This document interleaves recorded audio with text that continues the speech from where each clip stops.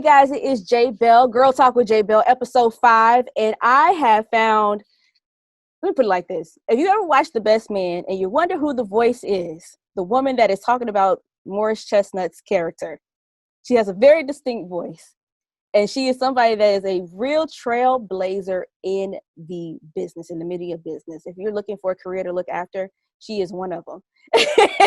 She's recording. Her name is DeDe McGuire, host of the DeDe McGuire Morning Show. Hi, how are you doing? Look, she's over there recording. I am fine. Well, first of all, I'm going to let you know I'm recording me today because people don't realize, I'll tell you what it is. Some people don't realize that, you know, people think I get off the air and then that's it. Right. But, you know, I have full days, some days where it's a lot of, like I did commercials, I had to go to the station, do some more commercials, and then I have to do another commercial. I'm doing the interview with you. I did an interview with Usher today. So yeah, people don't realize all the stuff that goes on, right? So, right. So I'm doing a video recording of me today. To show all the stuff. Now we can do the interview. Here we go. Right. To show all the stuff that you got going on. So let's go ahead and break it down first. How are you guys doing during this time, like with COVID? How are you guys making this work? You know, you had to find a new way to do your morning show, interact with each other. I know you have Zoom, but how are you guys really doing? I will tell you, we're doing great, actually. We're doing better than I thought.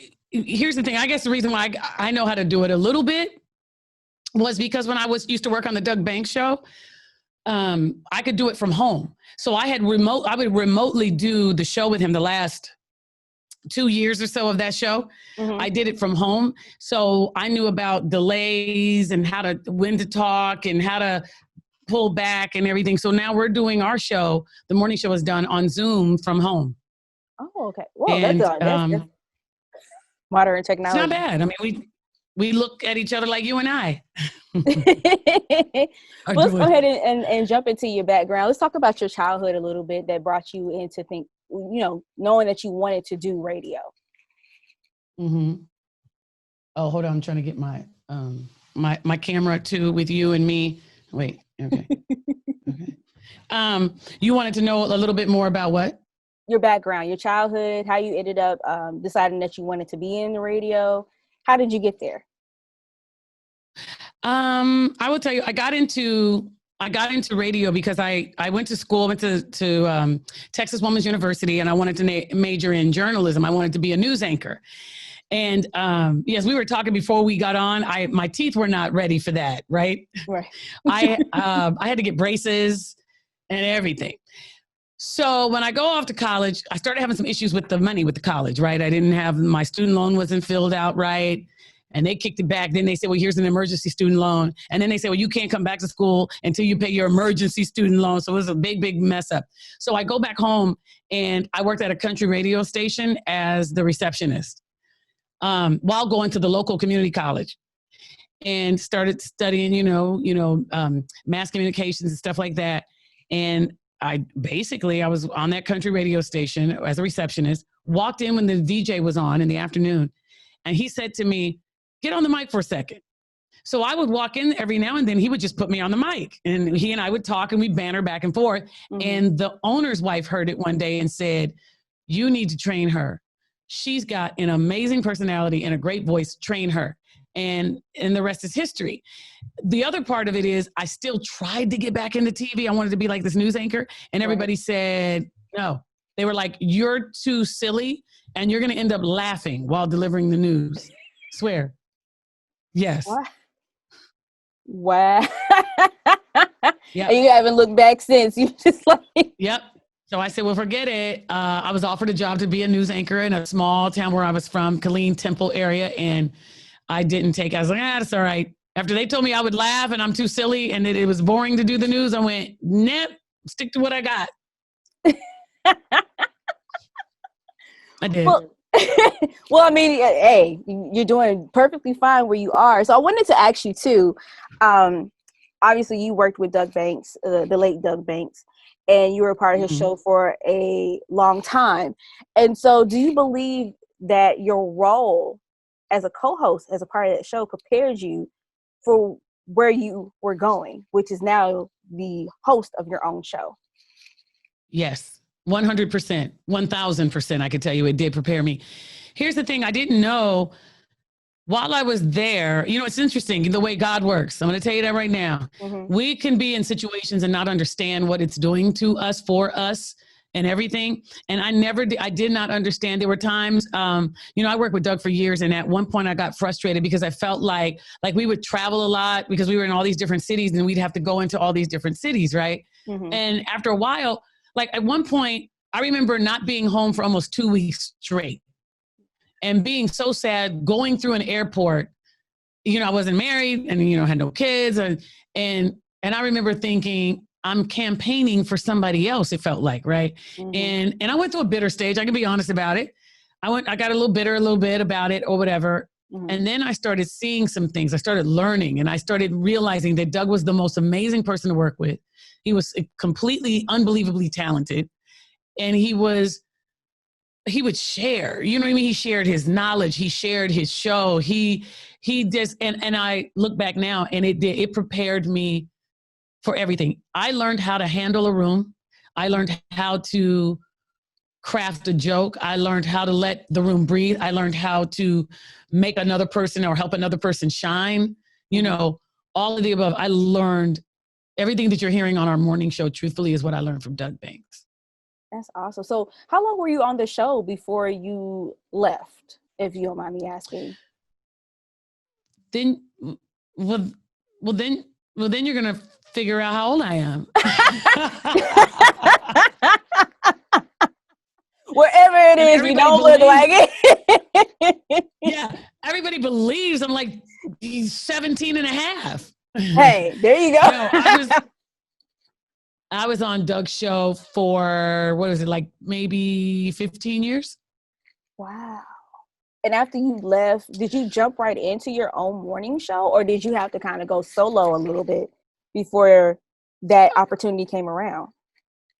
Well, here's what it was. Nobody knew that for 5 years I did both. Well, here's how it worked. The Doug Banks morning show was on for 10 years. And after 10 years, he was done. He said he just wanted to do afternoons and relax. And he had done mornings for years. You know, he did it in Chicago and everything. So he was just tired of getting up like that. Right. And so the show went to the afternoon. And we were in afternoons no more than a year. I left mornings and I was doing an afternoon as the co-host with him. Mm-hmm. And like I said, it was not even a year, maybe at the most. And K104 called.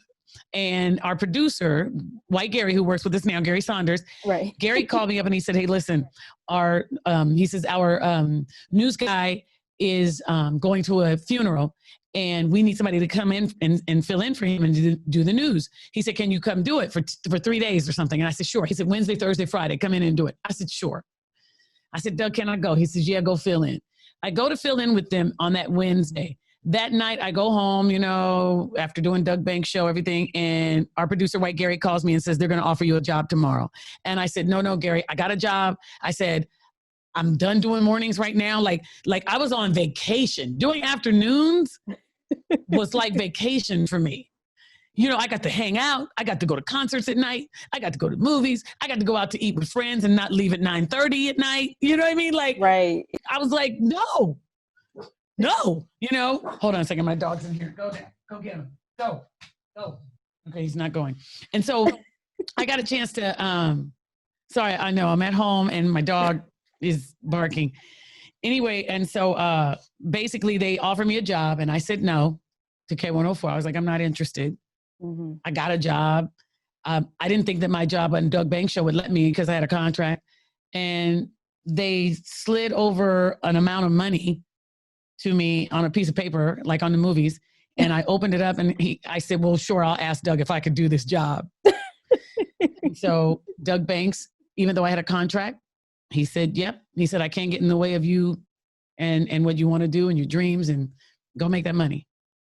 And so for 5 years, I did both shows. I did an afternoon. I did K104 in the morning, and I did the Doug Banks show in the afternoon. Were you tired? For 5 years. Tired, busy? tired. Also just married, had just been married. And so I did. I mean, like, and again, so nobody knew this, that for the most part, some people did, but for the most part, yeah, I would just get up early in the morning, do that, and then go in the afternoon and do Doug Banks show. And that's how I was able to do Doug's show from home, was because, you know, it was like, I started realizing that I was going to leave. And this is the thing. Well, I want to teach a lot of women about leverage, and I was going to leave Doug Banks show. And then they said, well, no, if we let you do it from home, will you stay? I said, okay. So there you go. You had something to give. You had the supply and demand. And wow. Yeah, you got to teach me how to do leverage too. Okay. And I'm going to tell you what it is. It is about, sometimes, and my mother used to always say this, there are times when you have to crawl, you know, before you can run. And that to me was I knew eventually one of those jobs was going to make me quit the other, and they were going to pay me more money to do it. Once I got in that situation, one of them, I knew one of them was going to say, well, we need you full time. And my thing would be, well, what are you going to pay me to do it? What you going to get me to do it? You're asking me to give up something that I love to do and working with a person I love like a brother. And you're asking me to give this up. And you know, that was my thing. You're asking me to do all this at what price? You just want me to give it up? I was like, well, what are you going to give me? And there you go. But I did do it for 5 years, though. I did do it for 5 years. Yeah, that's a long time. But you had the leverage to do that because you were able to make that sacrifice, which is really, really, I mean, that's badass, honestly, because these days people are not willing to make that type of sacrifice. They get one gig and they're just like, you know, oh, we'll put you on like 10 stations if we pay you this small amount. They don't think about the long term of it. They just think about the short term of it. And I'm glad you said that. I'm glad you said that, because there are a lot of people who do not see opportunity when it's in front of them. You just got to understand what the opportunity is. But the one thing about opportunity and recognizing opportunity, the only way you can recognize the opportunity is to know what your goal is first. Right? Yeah. Yeah. Know what your goal is. If you know what your goal is, and my goal was to get my own show, and I knew, and my goal was to make a certain amount of money, right? So I knew that doing that and sacrificing for a little bit was going to pay off in the long run, and it did. Yeah. Now with that, with you having your own syndicated morning show, and one of the few women to have it, has that come with its obstacles, you know, with its problems? And how have you like kind of overcome those problems or, you know, dealt with them? I think that, you know, certainly as a woman, you probably have experienced it as well. And sometimes there are times when your ability will come into question, or your ability is never taken into consideration. Your talent, your ability, your resume, you know, it still happens to this day. It still happens to me to this day, but I will put my foot down, and I don't care if people will say that I'm a B, because that's what they're going to say. They're going to say, we can't be worried about what everybody else is going to say, because they're going to. And for some reason, we always get labeled, or, oh, she's angry because we stand up. I'm still going to stand up for myself. I don't care what you say about me. I'm going to stand up for what I believe in and what I'm fighting for and what I want. And I've gotten to that point now. It took a long time, though. Long time. Yeah. Well, how do you, well, you know, you got your morning show, you got your many different roles that you have in media. How do you balance that with your home life? You know, here's this one. And somebody told me a long time ago, guess what? It's about your choices and who you choose. So you got to know who you are. Number one, know who you are, and know what you can deal with and what you can't deal with. And so for me, I know who I am, and I know my personality, and it would not have worked if I got with a man who had the same personality as mine. You know, people want to believe that, you know, when you get together and we're supposed to like everything the same and we do the same thing and the same. No. You really, the two of you guys together in one room. No, imagine you in there with you. Right. And right. But you need somebody who's calm, I bet, who's who's able, you know, to calm you down. My husband, he's able to calm me down, and he's totally opposite from me. He grew up in the church. I didn't. He sang in the choir and everything. He had both.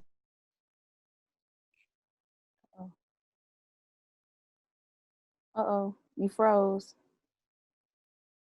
And I didn't have my father around. So he grew up in such a stable environment. And so I knew that was what I needed. I needed a guy like that. And I needed a guy who was still involved in the church, because, you know, I just needed that grounding and that person with the patience and love. And so that's why it works. So you got to know who you are and choose wisely. I think more women need to understand that, especially of my generation, because I don't think we understand it. I think the generation before us, especially like our parents and stuff, they have this idea that we're supposed to be married by 30. We need to marry this man as a provider. Doesn't matter what he does, as long as he provide, pop out babies, be done with it. And then we don't get to know who we are as we grow into our 30s. And I feel like, I don't know about everybody else, but for me, the first half of my 30s sucked. I'm not gonna lie. It was like really bad for me. I was in a really bad place. Kind of had just like given up on radio and moved back home, lived with my dad. Wow.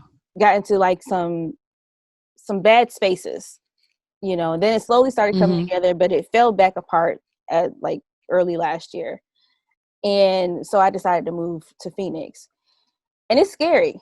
But when I turned 30, as I got closer to get ready to turn, you know, the halfway point in my 30s, a lot of things started clicking for me. And I really started thinking hard, and everything that you're saying, it resonates with me, because that's the place where I'm going with myself. And so I'm glad that you're talking about this, because I don't think a lot of young women that are trying to find their way are understanding this. They think that who they are is measured by the standards of what we see on social media. And right, which I hate. Right, exactly. And it's a catch-22, because you needed to promote yourself, promote your business, especially when you're in radio or in media. But at the same time, it can really mess with your mind and make you wonder who you are. You don't know who you are because you're trying to base it off what other people should say who you should be. Right. And so let me ask you this. Okay. Let me ask you, because this is your show, and I ain't got nothing else interesting to say. There ain't nothing else interesting gonna come out my mouth, I don't think. But one of the things I am learning as I'm getting a little older, past 17 and a half, is that, you know, I really want to help other women understand who they are too, and get to that point. Right. So I'm going to ask you this: where do you see yourself, or where do you want to be in 5 years? Where do you see yourself in 5 years? I would love to be a full-time radio, television personality, building my production company. And I think I'm starting it with doing stuff like this with my podcast, building on my entertainment news feature, because I'm taking my time doing, because I want to do it right. And so building my own production company while being full-time, and also heading up my own nonprofit. So sort of like you, I would say where I want to be in the next 5 years. Okay. It's a lot of work, but I'm going to tell you what, number one, you are right. You're starting it right now. And that's the thing. I think what you need to do is write down what your goals are. Right. And I do this every year. I'll be honest with you. I can pull out some stuff right now and you'll look at this. I have a vision board. Do you have a vision board? No, I've been wanting to build one. So I need to go. Okay. Everybody should have a 5-year plan. Number one, or where they see themselves in 5 years, or what is it they're looking, you know, what that goal is. You should have a 5-year plan. I do believe in vision boards, and I'm going to pull one out before we get done. I'm going to show you, because I'm at home and I can show you, but I don't know if it'll post there. But anyway, be careful of social media. I'm going to tell you that right now. I agree with you. I know what social media is too. What people haven't even realized, even with mine, I don't show you a whole lot about what happens in my household, my life, my personal, so much. A lot of it is just, you know, kind of fluff, because I realize that's what it is. It's fluff a little bit, right? And everybody's only posting their highlights, right? And so if we understand that, we won't compare as much.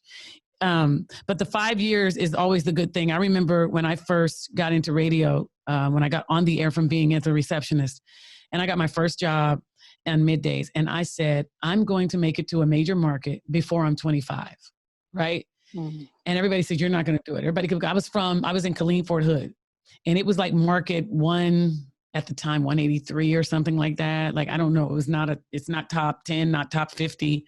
It's Right. like 183. And so I used to always tell people I was going to get to a major market by the time I was 25. And I ended up getting it at the age of 23. And so my mom had said to me, so when I did that, I coasted for a while because I reached my goal. And my mom said to me, I'll never forget, she said, you know what you did? She said, because I ended up leaving that job and everything else, and I moved to Chicago. And she said, what you did was you coasted. She said, you hit your peak, you hit your goal, and then you didn't dream anymore. And she said, and you can't do that. She said, once you give up your dreams, you die. Meaning, what are you living for? You have to, she said, so when you set a goal, my mother said, when you set a goal, then you set another one. And then you set another one. And then you set another one. So I started doing that, number one, for a 5-year. But every year I also create goals. What do I want to achieve this year? So in radio, when I first started doing Doug Banks, I was doing both, right? For those 5 years, I couldn't go out at night to be in a club. I couldn't go in a club because I had to be up at 4 a.m. in the morning. I couldn't do remotes because I was on the air in the afternoon. So what I did, I started promoting myself. And then I had a friend who was a PR person. And I said, can you help me? Can you get me on the front of every magazine in the city? Can you get me as a person who can go in on Fox 4 or whatever it is and be a talking head? And we did.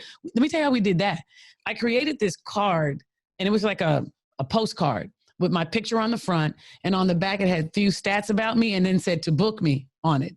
And I would hand that out sometimes, right? Just a postcard. And I wanted to get on TV. So I called the producers over at the local Fox station here in Dallas, me and my friend, and we invited the two producers, the top producers there, out to lunch. And I told them what I wanted. And from then on, they used to call me all the time to come on their show and be a talking head. Wow.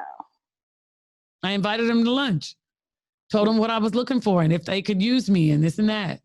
So I always went in and tried to create creative resumes. I had one resume that looked like a magazine. One resume back in the day, I did it to make it look like a CD. My air check was on a CD, and then it had a jacket cover and everything that I created and did that. Like, you got to be creative. And every year I create a goal. One goal was I wanted to be ensconced in the community in Dallas. One year I said, I got to do that. Instagram. When Instagram first came out, I said, you know what? I got to learn Instagram. I got to figure out how does this work? So I just studied Instagram, and I was like, I got to understand Instagram. Right.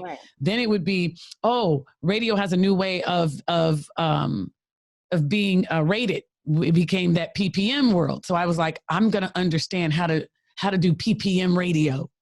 Right. Every year, set yourself a goal, a personal goal, professional goal that you want to achieve that year. Do it. Works.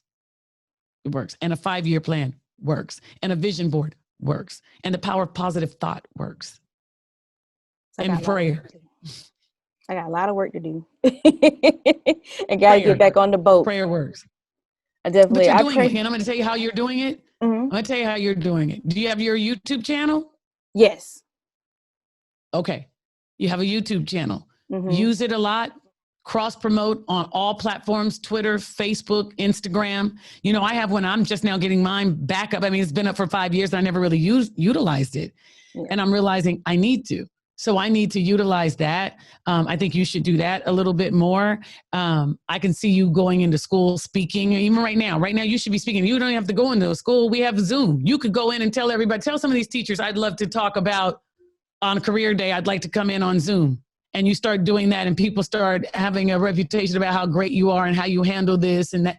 Like, you can really create it. And social media is helping a lot of people get hired in radio.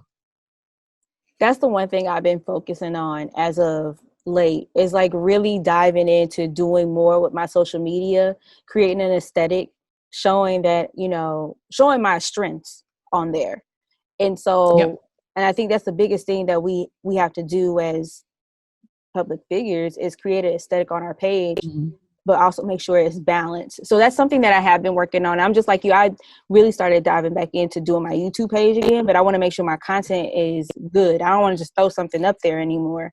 And so Right. that's one thing I've been focusing on. And I've been using my IGTV also to put on there. Because a lot of times, Oh, good. yeah, like you might have a YouTube page, but people are quicker to look on Instagram because they're already on their phone than to go click a link to go to Right. another thing.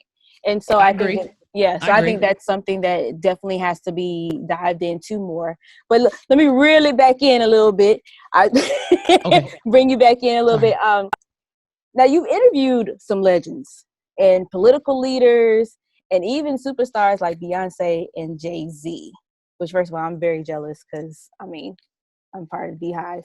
Um, what do you feel like is your career defining moment or interview within those, or this period over your career? Okay. When I went to the White House and I interviewed President Obama. Wow. How was that? Like he's our forever president.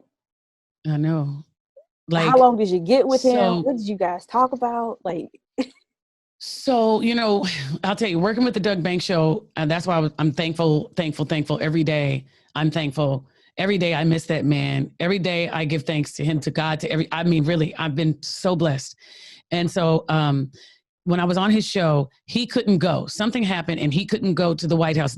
Obama had invited all of these radio DJs, nationally syndicated radio DJs to the White House to talk about healthcare, about wanting to push his healthcare initiative. And so he was having these conversations with Tom Joyner and Russ Parr, you know what I mean? And Roland Martin was there and Ricky Smiley. So he's had all these people there at the White House, and he wanted to have this conversation and to talk about how, the ways to get the word out about healthcare. So Doug couldn't go, so he sent me.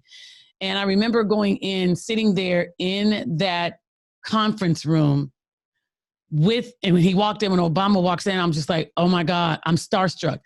Now I want you to know, as I'm looking at him, all I'm thinking is, let me look at his nails, because my mom's going to ask me what his hands look like. And let me look at his hair, and let me look at his suit, and let me look at, honestly, I looked at everything on him and tried so hard to mentally take a picture, because they took our phones, of course. And I just kept thinking to myself, I cannot believe I'm here. I just couldn't. I kept going, my mom was a teenage mom when she started having kids, you know what I mean? Right. We went through some hard times. So for me to sit there and go, I'm here. Wow. I didn't even finish college. Wow. And you got to interview the president. Yeah. And I remember, so for that, I had to go. And then that night, or the next day, they had a reception for the March on Washington, I think it was. They had an anniversary. I think it was the 50 years at the time. And so I got to go back the next day because, again, Doug couldn't make it. And I remember going into this party, this big reception, and I remember being so overwhelmed that I read this book called Power of Now. Is it Eckhart Tolle or something? Power of Now. And I remember going into the White House that day, and I sat down in the women's restroom. I sat down in there, and I remember looking and going, breathe. I remember just saying, breathe and just take it all in. Yep. That's what I did. Take in the moment mentally. And you just got a mental picture. So you didn't get to did they take pictures of you guys together? Did you ever get anything? Yeah, I got pictures. Yeah, I got pictures and stuff like that. Mm-hmm. Got the pictures. I was able to take pictures at the reception. I could take pictures, right? Okay. But I couldn't take pictures when we were in that conference room with no more than 12 of us. I couldn't do that. Yeah. Oh, wow. So one day you can sell that off as a memento. Oh, I still have, let me tell you something. I still have the peanuts that they gave us a box of they were M&Ms, and they had the presidential seal. I still have them, everything. Yeah. I didn't open them. You can always sell those off. Wow. That's amazing. I know.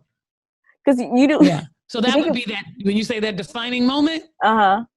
That one. So yeah, when you think of times now, I don't think anybody's trying to be bothered with 40, is it 45? 45, girl. 45, no. So you just got to take the memories and just run with them. Exactly.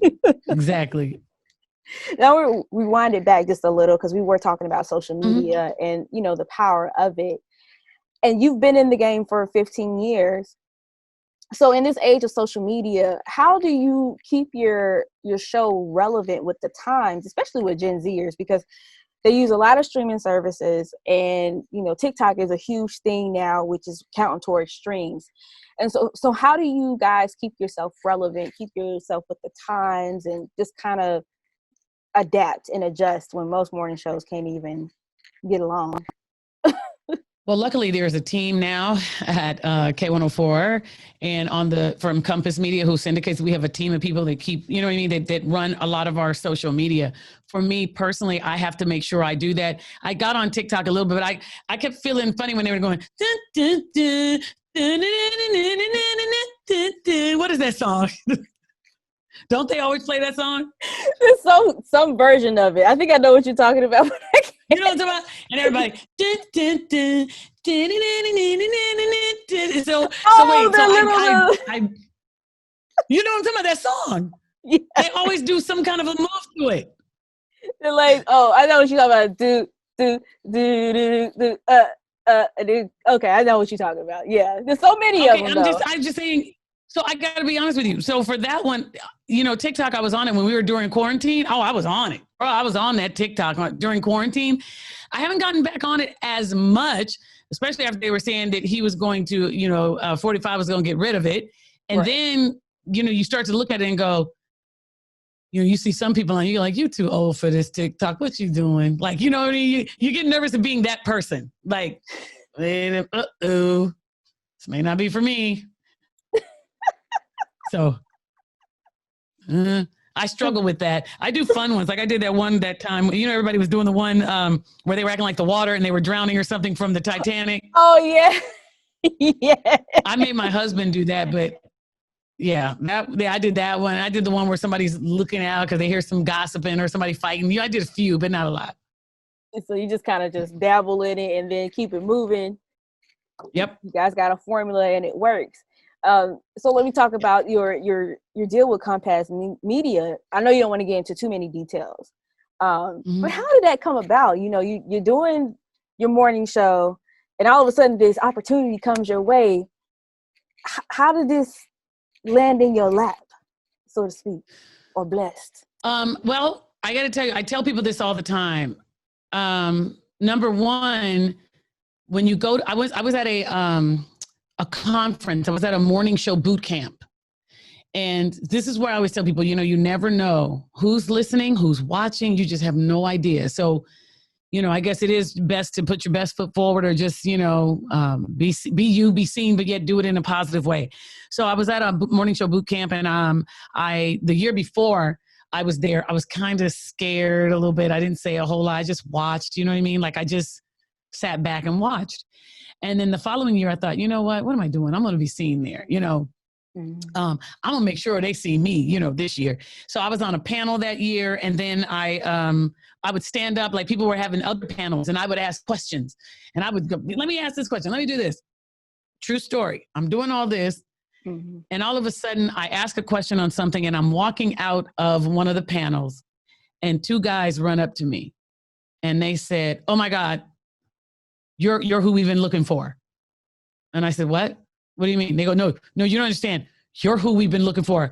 We're with Compass Media, and we want to syndicate you. Wow. And I said, what? And they go, we saw you on your panel.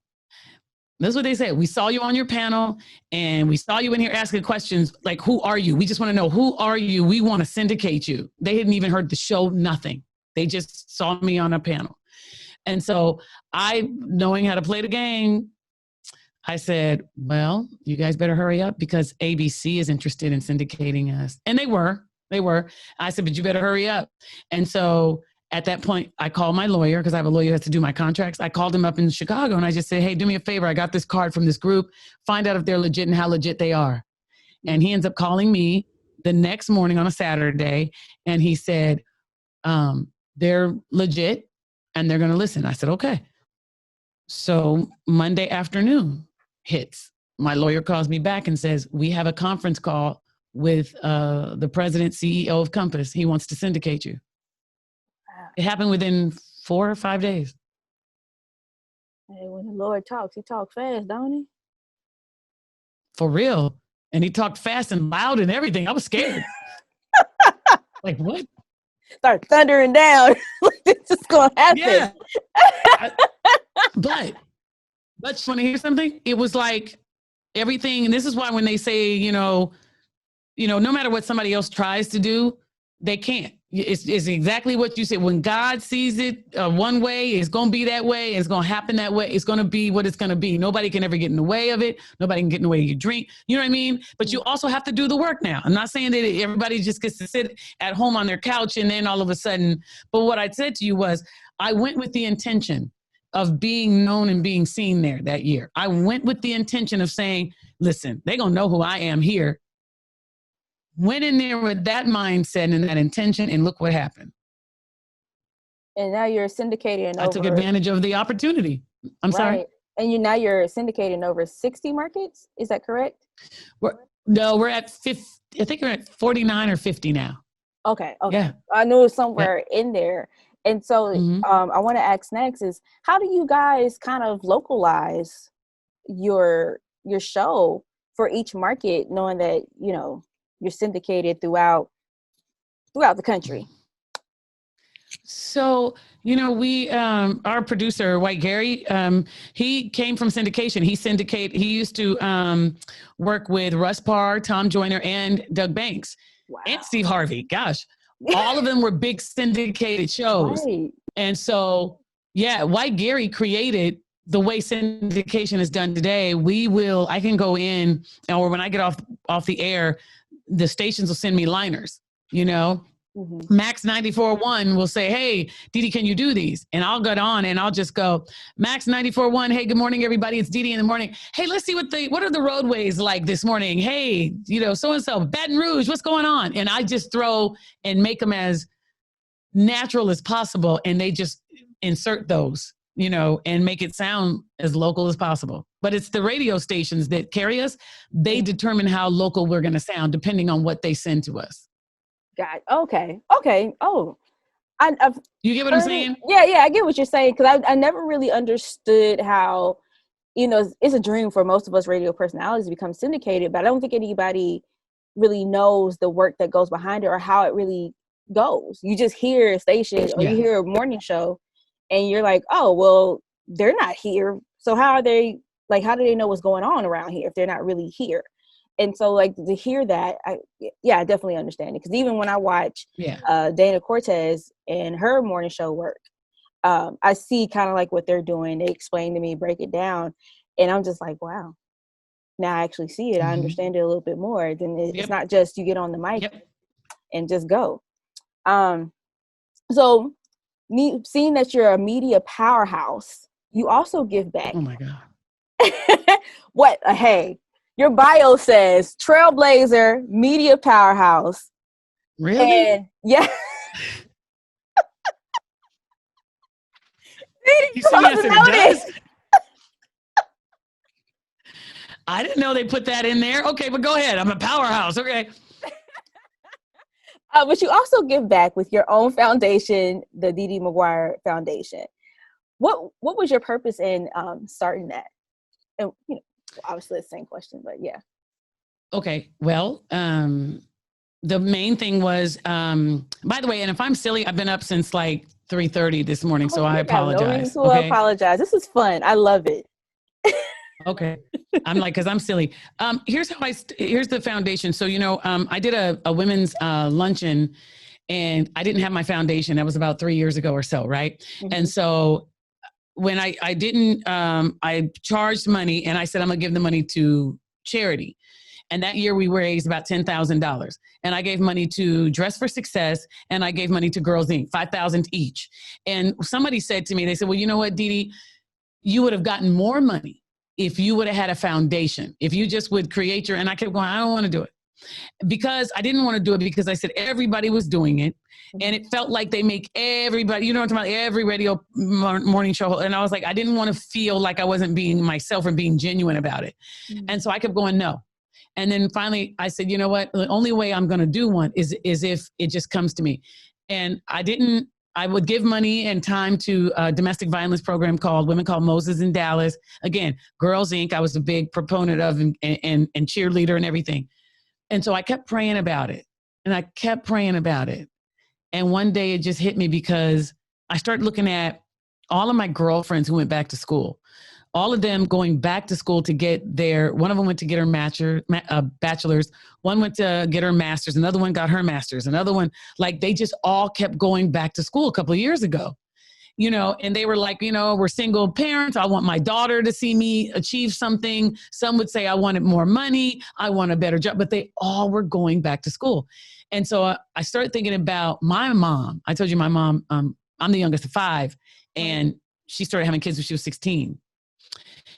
So she didn't get a chance to finish. She went back to school. She even went back and got her real estate license, became this big, $1 million seller with real estate. Like that was inspiring. And then I started looking around some more. And again, I prayed about it. Mm-hmm. And it came to me about making sure to raise money for women who want to, single mothers really, who are the single mothers, head of households, who want to make more money.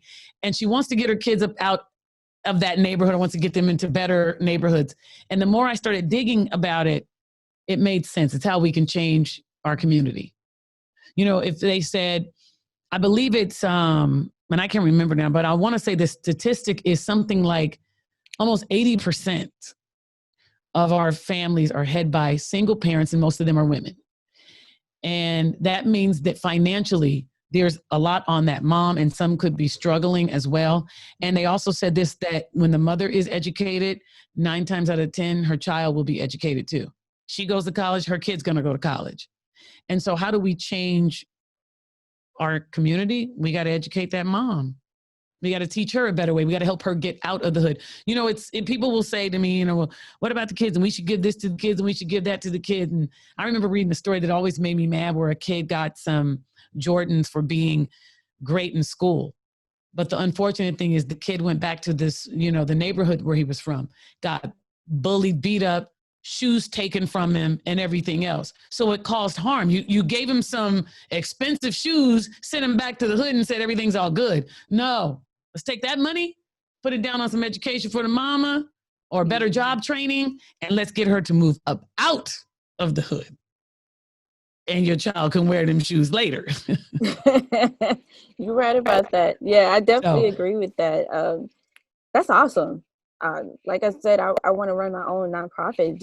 And like you said, you want it to come to you. You don't want it to feel forced.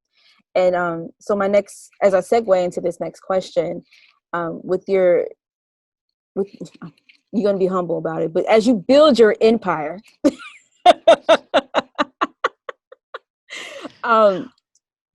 over the past couple of years, obviously, we've seen a lot of changes within the Black community, going from colorism, racism, countless Black men and women being murdered.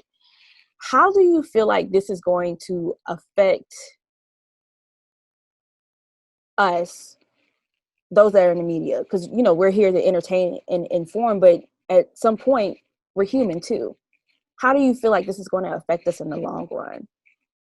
And how we get that information? What it has done, I think what it has done for a lot of us, it has helped a lot of us find our voice. Does that make sense to you? Do you get what I'm saying when I say that? Yeah. Mm-hmm. I'm watching it. It has made a lot of us find our voice. It has made a lot of us finally stand up and say things that we were afraid to say, and I think that that's what it's done. I think that it also has encouraged all of us to grind harder, to know that we still have a long way to go, and to become a little bit more unified, and to spread the knowledge, the wealth of knowledge that we all have, so that we all can. So I think that that's what we're going to see that has happened to a lot of us in this business. I really do. And I'm really proud of the fact that it really has made a lot of us find our voice, though. It made a lot of us step up and say things that we never would have said before. And with that said, also, do you feel like a lot of Black women are still fighting for a space in this? Or have we kind of found our own niche in creating our own spaces?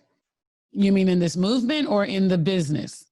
Well, part 1, the movement, and then part 2, in the business. I think in the movement, I think we've always, from I mean, truthfully, we can go back even to the civil rights movement. Women have always been a part of it. We've always been the backbone. We've been the backbone of our communities. Number one, Black women, we have always been the backbone of our community. I don't care what nobody says, but look at it. Our grandmamas held us down, held the family down.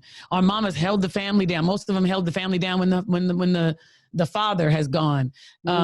When again, you're looking at when you look at the civil rights movement and some of the things that the women have done, you look at the women in the past in our history, the strength of the women. I think that we always will have a place in this movement, and it may be silent, it may be quiet, but we know it's there.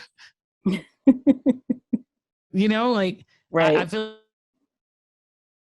Oh no! I You know froze. I'm sorry, you froze. It's okay. You were freezing on my end.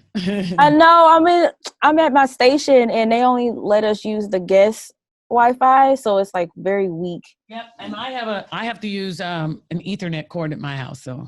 Oh, okay, gotcha. Okay. As we close out, I definitely appreciate you being a part of this podcast. I mean, I think this is going to be my best season yet.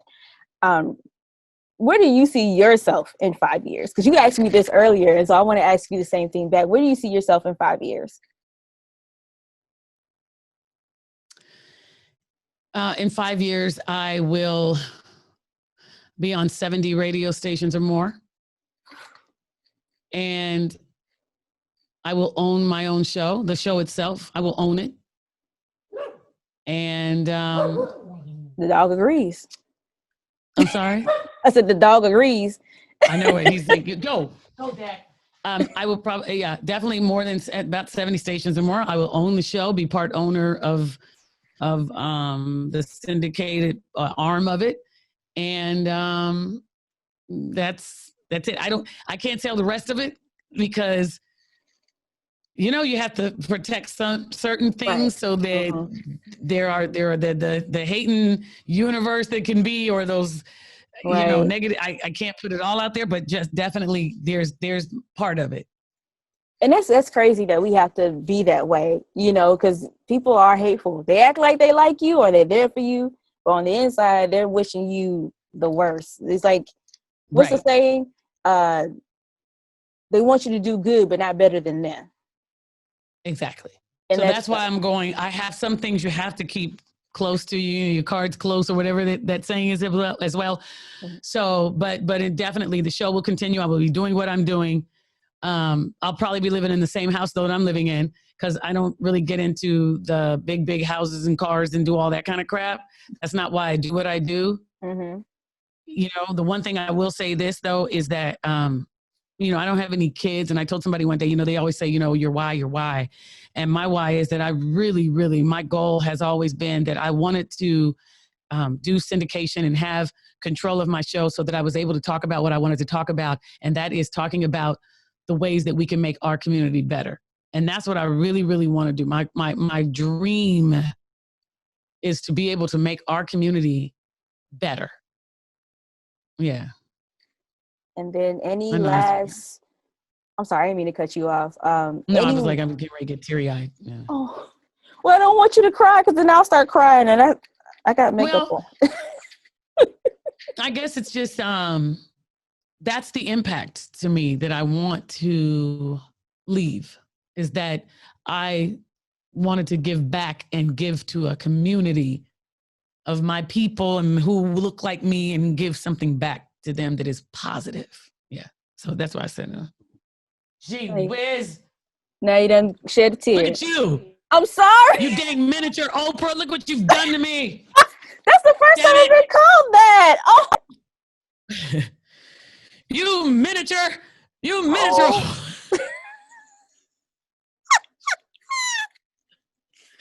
I love you. Oh my God. I'm sorry. I didn't mean to make you cry, but I mean, it's something that we all have to ask ourselves, because you never know. Like you said, never know what can come your way or what can fall in your lap. You make plans, but they don't always come through. And like you were telling me earlier, writing down your goals, having long-term goals, having a vision board, those sort of things. And you hear other young women that are coming up in this business, they want to hear from I don't know if you don't mind me calling you veterans. Dak wants his attention. Okay. Hold on 1 second. Okay. You got to pause come on, Dak. Let's go get him. Bye-bye. I kicked him out. There you go. Okay. I kicked him out. Sorry. You're going to still hear him, but it's fine. Whew. It's fine. They want to hear from veterans like you, like yourself, about kind of like, do you still see yourself having goals, or have you achieved those goals? And like you were saying earlier in your career, you kind of just coasted. But it's one thing to know that veterans like you still have goals, still have dreams that you want to achieve and you want to accomplish. It never ends and it never stops.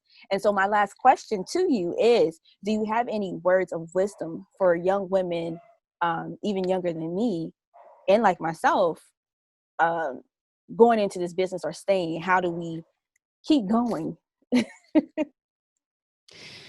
I think the way you keep going is that if you get, it sounds like a song, and it is.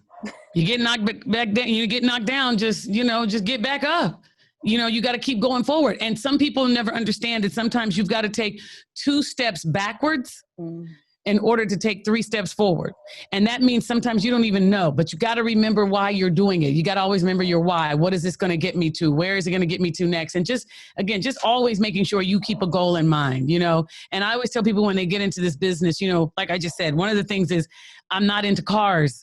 I'm not into sneakers. I'm not, you know what I mean? Like, that's not my thing. That's not why I get into it. I didn't get into it to meet the celebs or to get into the VIP section of a club. I got into it because I like it. And then now once I got into it, I realized the impact I could have, which was bigger than anything anybody could hand me, is the impact of change that you can do to people and their lives. To me, that is unbelievable. That's more than anything. So just figuring out what your why is and doing it and setting them goals is what you need to do. That's what I would say. Ooh, that is a word, a sermon. Is it? It's not in the, in the conventional way of how you preach at church, but. Yeah, you saw me? My husband is worn off on me. But it is definitely. Let me grab a beer then. She said a sermon. Let me grab a beer. Look. No.